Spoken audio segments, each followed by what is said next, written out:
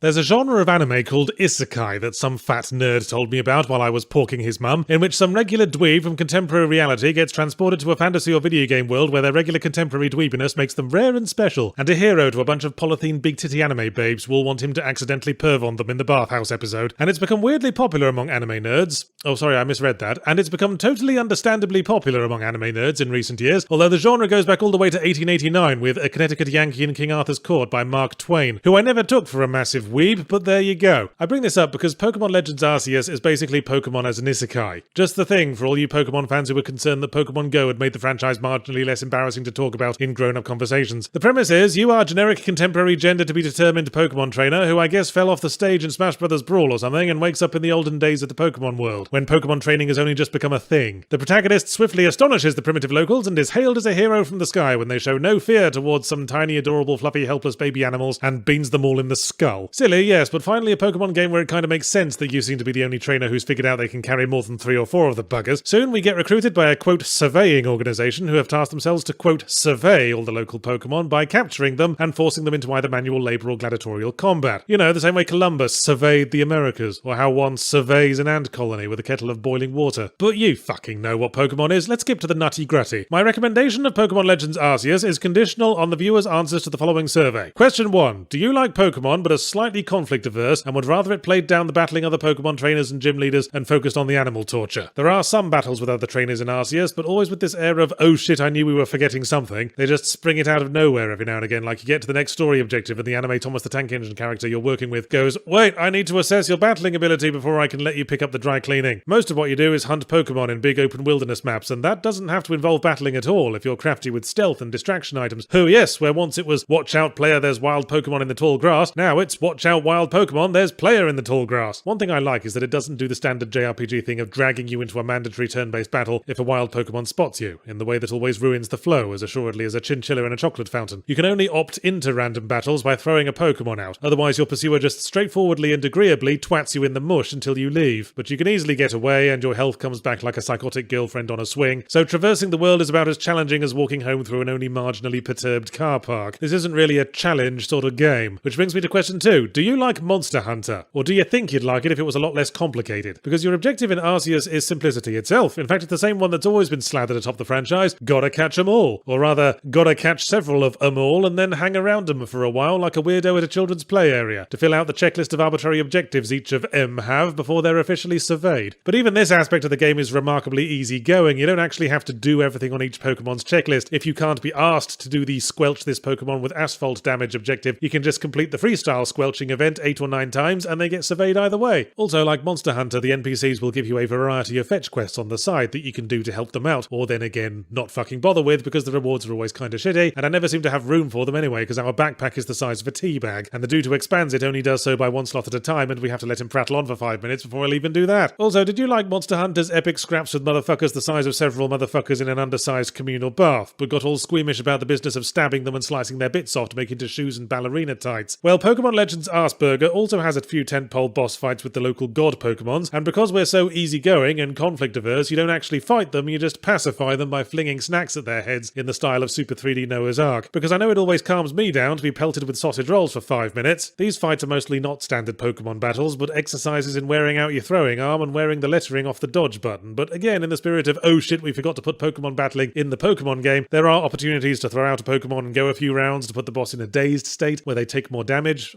consume ballistic sandwiches faster. This is a rather awkward and off-putting clash between the game's turn-based and real-time combats, and probably looks a bit weird from an outside perspective when the boss stops trying to furiously trample you into bonehead butter to play 2 rounds of paper scissors stone with your pet neon meerkat. So that's basically my survey in a nutshell. Would you enjoy a cross between Pokemon and Monster Hunter with a focus on 100% completion, but where you can achieve 100% completion largely just by plopping yourself in the world and bumbling around for several hours? Then we can just about set sail for Recommendation Harbour. Just one more question. Were you turned off by the way Monster Hunter had decent graphics? Did you think that was a bit showy and vainglorious of it? Well, no fucking worries about that here. Pokémon Legends Arceus looks about as good as one could expect from any game with arse in the title. I know the pursuit of ever higher definitions is the root of all this industry's evil, but Pokémon makes the kind of money that doesn't have to look so bland and full of pop-in, and my character's surprised face shouldn't remind me of the facial animation in Sonic Adventure, where everyone looked like they'd lost a fight with a Cenobite. I guess it's not like Nintendo has to try. That's the wonderful thing about exclusivity, isn't it? This is the only Pokémon you're getting, so you're your eyeballs will eat this visual gruel and fucking like it. What are you gonna do? Buy Sega's rival version of Pokémon, where all the characters have angry eyebrows?